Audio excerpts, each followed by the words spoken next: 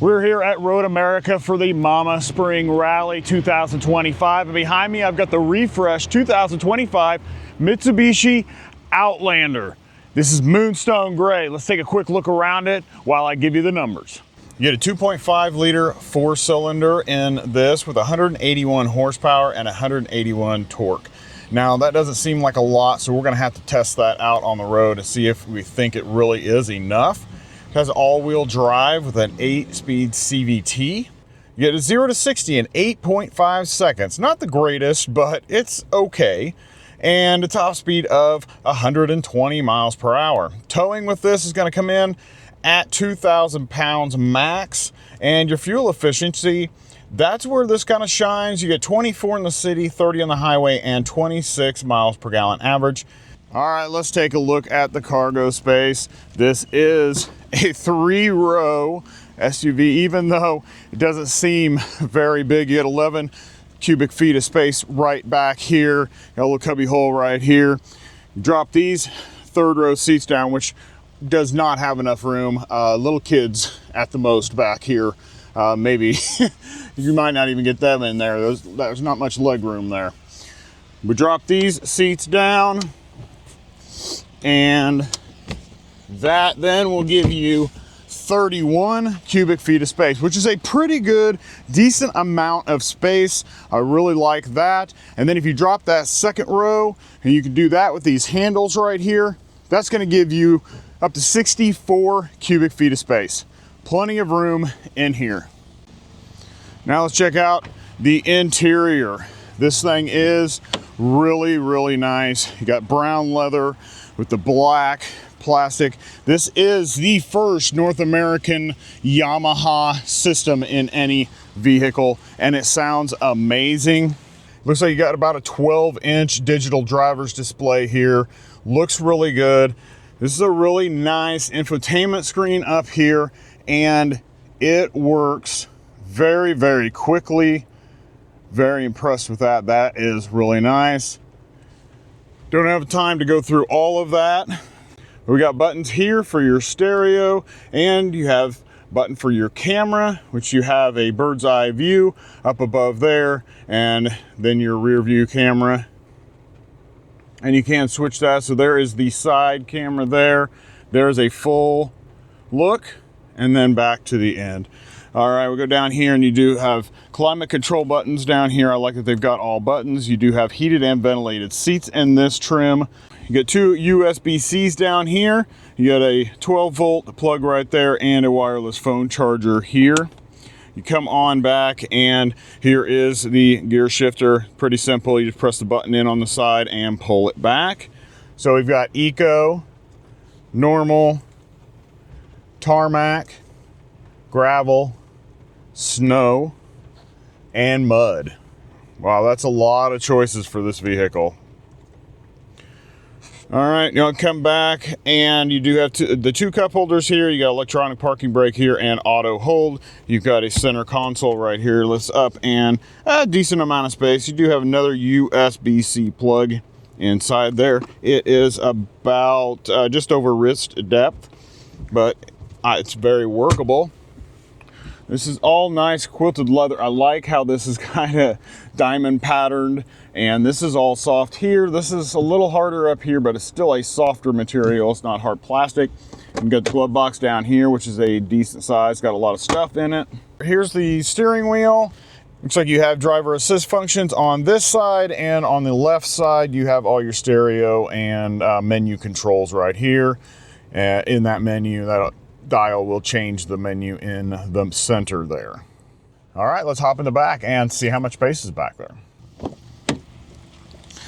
Looks like there's a decent amount of room back here. Driver's seat is in my driving position.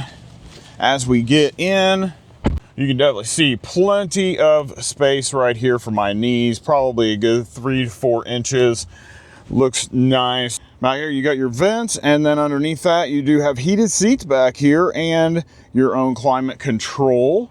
See that Yamaha speaker there, and down in the door below. Pull the handle.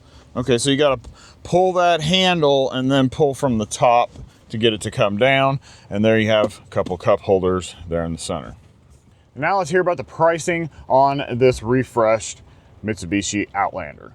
Pricing is going to start out with the ES at $29,645. The SEL trim is going to start at $38,795, and this one, as tested, comes in at $45,930. All right, this is my first Mitsubishi, and it happens to be in the refreshed Outlander, and I really do like this. This is really comfortable. It drives really smooth. Doesn't have a whole lot of power out of this 4-cylinder. Would be nice to see them put a turbo on this. Now we're coming down to some railroad tracks here. We'll see how the ride is comfort-wise going across, and it's pretty smooth, settled in real nice afterwards. Really rainy today, so I'm gonna try to do some 0 to 60s, but I'm gonna have to go a little easy, make sure that we don't spin some tires.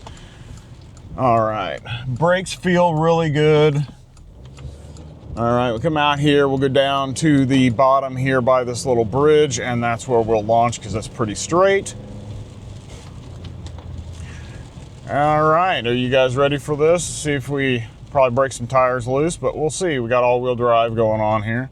All right, brake torque, 3, 2, 1, go. All right, there's 30, 40, 45, 50, and 60. I do believe it's about 8.3 seconds in this, so yeah, it's not the fastest thing. Like I said, we got that 181 horsepower and torque, and it's not going to accelerate you very, very quickly, but that's not really what this is for. We're gonna come up here and we'll get in some bendy, curvy roads and see how the left-right shift is. See if we got a little bit of wobble, whether we're top heavy or not. It is a little wet, so normally I would take these a little bit quicker, which I am at about 38 miles per hour. Slow down just a little bit there.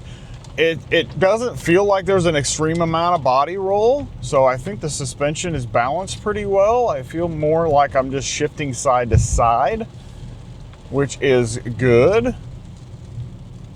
All right, got some blind corners here.